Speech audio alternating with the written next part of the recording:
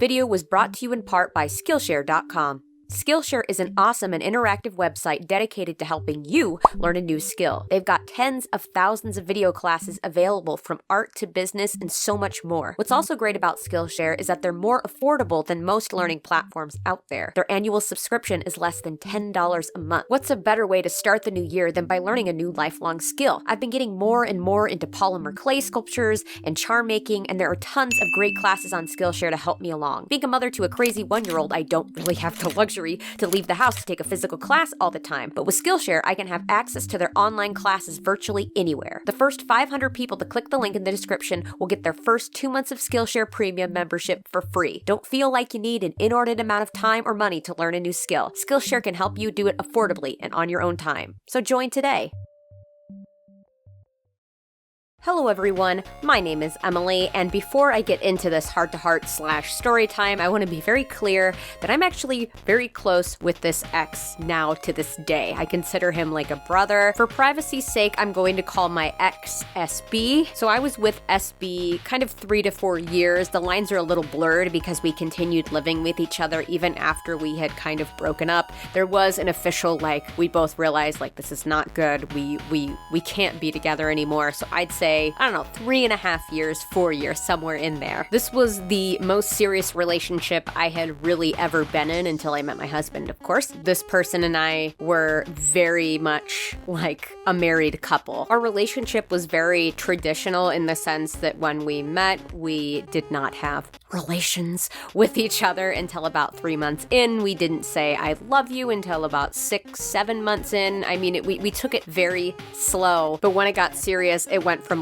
0 to 60, man. It went from dating to being seriously an old curmudgeonly married couple. We did everything together. We made several large purchases together. We made several life-changing decisions together. We traveled together. We shared the same car. We were joined at the hip. Now, obviously, in the decline of the relationship, we spent a lot of time apart. I did my own thing in our bedroom, which was the cleanest room in the house. That's a whole nother story. I've talked about that. Their house is filled with stuff. They kind of got a bit of a hoarder tendency. I love them so much, and I know they're listening, and I'm so sorry, but you guys know your house it's a hot mess. And if you guys know anything about me, I am very, very neat. I wouldn't consider myself a hyper neat freak, but I'm pretty close. I need my things organized. I'm okay with a tiny bit of clutter for a little bit of time, but it can't sit there overnight. It can't. I go mad. So that right there should have been a red flag from the very beginning that I am so much more crazy about clutter than they are, and he is. So that should have, we were very young and naive and very foolish about love when we first met. So there were some inconsistencies that we just kind of were let's just sweep these under the rug. We'll work it out eventually. Stupid. We were both certainly hopeless romantics, and we believed that true love conquers all, and as long as the passion's there, and it's just we were both just very dumb because I feel like passion is a double-edged sword. It can burn bright and keep you warm and fuzzy from the inside out, or it can be fiery hot and melt you. So keep your passion at a very regular temperature. Don't mess with the dial. Don't want to be melting your skin off your bones, kids. Anyway, in the middle of our relationship, past the point of the honeymoon phase, we had this very unhealthy wave kind of just crash over the entirety of our relationship. I was really insecure about the way I looked. I was not taking care of my body. I was insecure about SB talking to other girls because he had tons of female friends and some that ended up really not being nice to me, so it made me even more insecure. And FYI, before people get all mad in the comments, I never said he couldn't hang out with his friends that were female. I never once said that. I was just really insecure about it when he did. That's the kind of place we were in. And then on the flip side, he was really insecure about his career. He's a musician, super insecure about his music. Something happened where he didn't get to do something that was really important, and that just really broke him in a way that I think at that point we probably should have parted ways so he could work that out on his own and then I could work out my own issues on my own. But that thought didn't even cross our minds because we were just so in love, guys. I just realized that like almost all of my, all of my serious, like really serious relationships were with musicians. And then my one highly successful relationship was not with a musician. I wonder what it could be. Probably just me. Common denominator, women are whores. SB had always really, really praised my singing voice because I was classically trained for several years as a singer. It wasn't something that I was ever planning on doing professionally, even though he really tried to push me in that direction. And he pushed me lovingly. It wasn't like he was always breathing down my back trying to get me to do musical stuff. He was just always very encouraging and had really kind words about my vocal tonality and my pitch and also my piano playing because I know how to play piano. I don't know how to read music though, and I was never taught. I just kind of figured it out over the years with writing my own music. So he kind of really wanted me to go in that direction because he thought I could be successful. And at that point, I had just finished college. I had been working in animation, and that's what I didn't necessarily want to go into animation, but I wanted to further my art career. But for some reason, SB just didn't acknowledge my artwork, never said anything good about it, didn't go out of his way to show people. If anything, he kind of went out of his way to not show people and not bring it up. He always was more focused on my music and my singing. He'd still introduce me a lot as an artist, but he'd make it seem like I was a singer-songwriter artist opposed to a traditional art artist, which at the time I feel like I was a little bit more in tune with my music than I was with my art, but they were pretty equal. One night we were having a conversation about the future and our future, and we both agreed that we wanted to get married and we wanted to have kids and blah blah blah. But then I brought up going back to school, but this time for illustration focused in like classical portraiture, and he didn't love that idea. He started saying things like, well, if I went to this conservatory, the college has like this program on choir, or this conservatory, it has this program on singing, and, kind of not paying any mind to what I had said. And when I kind of asked, well, why not my art? Like, that's what I want to do. He finally just came out and said, I just don't think your art is good. He brought up his artist friends who, keep in mind, were a couple years older than me. It sounds, whatever, but a couple years can make a big difference in art. Obviously, and how good they were, and that I am nowhere near as good as they are, and they aren't even professionals, so if I'm nowhere near as good as they are, that I'd never be able to catch up, and that is a totally damaging and totally flawed way of thinking.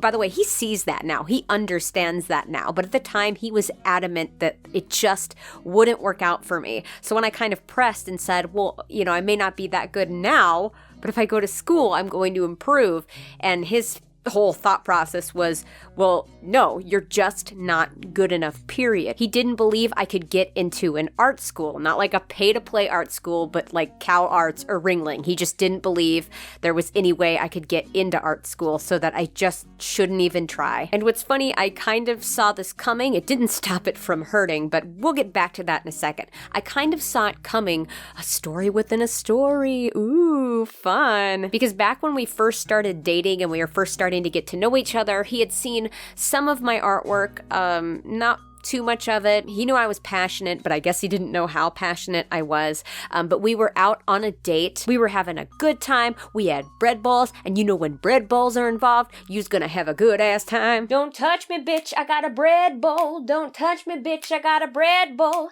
You take some bread, sourdough. You take some soup. Don't you know you cut a hole in the bowl and you put the soup in the bowl? Don't touch me, bitch, I got a bread. And we were talking about some of his artist friends, and he had brought up someone, and I had mentioned, like, oh, they're an artist like me, and he corrected me by saying, oh, no, they're a real artist. Bitch, what did you say? Why'd you ruin my bread bowl?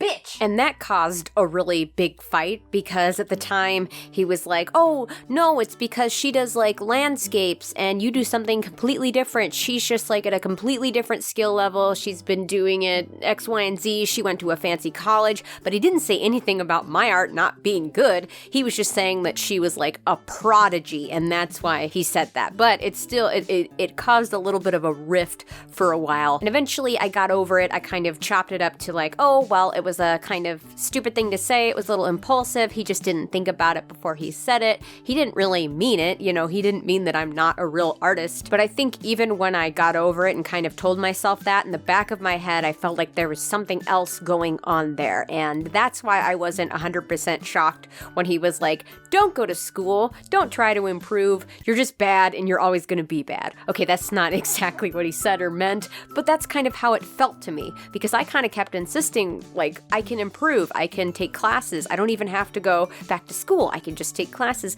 And he was just very dismissive of it all. What was interesting is when I met SB, I was still using drugs. And it wasn't too long after I started to get a little bit more serious with him that I decided to get clean. But when I met him, yeah, I was still using, and I actually had gone on a really large hiatus from art for the most part. Like I still drew, it just wasn't as serious as it is to me now. But when your brain chemistry is altered in any way, either from, street drugs, illegal drugs, or from even like antidepressants and anti-anxiety, antipsychotic medications, it changes you and it changes what you do. And if you're an artist, it's going to change your art. And a lot of the work that SB saw was from when I was on drugs, and they were just, I don't know how to explain it other than incomplete. You can kind of tell my heart isn't in the work, and that there is a component missing. It's strange. I don't know how to explain it. But whether he believed that I was serious about art or not, he just didn't think I was cut out for it. And you know what I did? I gave up. My heart hurt so much that the person that I loved and respected the most didn't like what I did. Like it essentially was him saying, I don't like you, because art was a part of me, right? So for someone to disregard that or throw it away makes you feel like they're throwing you away, that you don't matter, that you're not going to become anything. So I gave up, but I felt lost. I felt totally lost, because as much as I loved singing and songwriting and making my own music, that wasn't something I wanted to do. I had never wanted to do it professionally. So I spent a couple years just kind of working whatever jobs and being lost. Just not knowing what purpose I had, waking up and being confused about my own existence. But then our relationship started to decline, and we started to really resent each other a lot. And we didn't like spending time with each other. We didn't like being around each other. And I think it wasn't necessarily we didn't like each other, it's we didn't like who we were when we were with the other person. So we started to avoid each other, and the distance grew greater and greater until we finally just called it quits. And that was the best thing that could have happened to us, because I know this man inside and out. Like, he is my friend. He is my brother. He really is like my brother. The romantic part of it all was just so wrong. And it's so weird for me to look back, because it's like I could never feel romantically about him. And he says the same thing. Like, it's bizarre. It is. It's like straight incest. But it was the best thing that ever happened to me, because I was so sad. I was so overcome with this deep feeling that I'd failed, because I couldn't make the relationship work, and I put it all on me. And I felt like even though I loved singing and songwriting and music, the music I was making couldn't hold the ocean of emotions that I was feeling. So I started drawing again. And I don't know if it was a conscious choice or that I just naturally go to art to console me, but it was a great choice. And this is the lesson I want you guys to take away from this. Art is healing. Art is therapy. And it helped me through this really dark time. I started taking a sketchbook into work. I made my own watercolor palette, and I slowly started to build my self-confidence again. And then I began practicing and working really hard at my craft. I stopped caring about what SB thought, because at the time I didn't foresee us being friends. I wasn't sure what was going to happen, but I didn't hold any value in what he thought, because in the long term, it's not going to matter. In taking away the power his thoughts had over me, it made me stop and think, well, if I can devalue somebody else's thoughts based on, whether we're going to be together forever or not, can't I add value to the way that I see my own thoughts and feelings? Because I'm going to be with me for the rest of my life. So if it's anyone's thoughts and opinions I should be dying to change, it should be my own. Because at the end of the day, his opinion of me didn't do anything. It was just air. It was a statement he was letting out into the world. That can't make me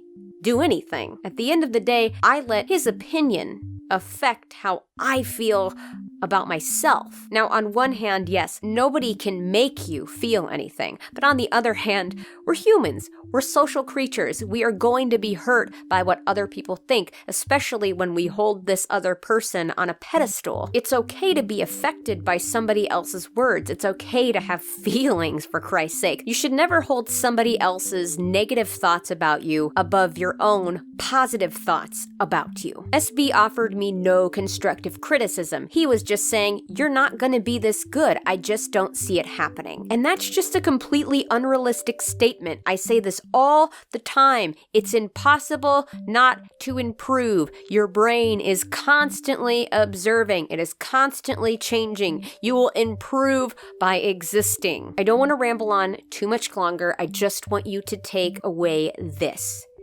People are going to come in and out of your life. People are going to say discouraging things to you and about you. When it's all said and done, when you close your eyes to go to sleep at night, and I've said this before, and eventually one day when you die with you, with your mind. That's the last thing. You don't die with another person's soul in your body, with another person's thoughts in your head. It's just you. When all is quiet, it's just your thoughts. So you need to take care of those thoughts and those feelings and those opinions.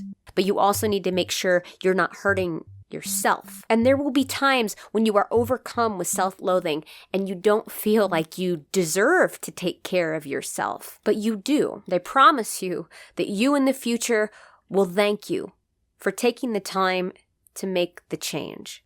Thank you guys so much for watching. And don't forget to stay out of trouble. See you guys later.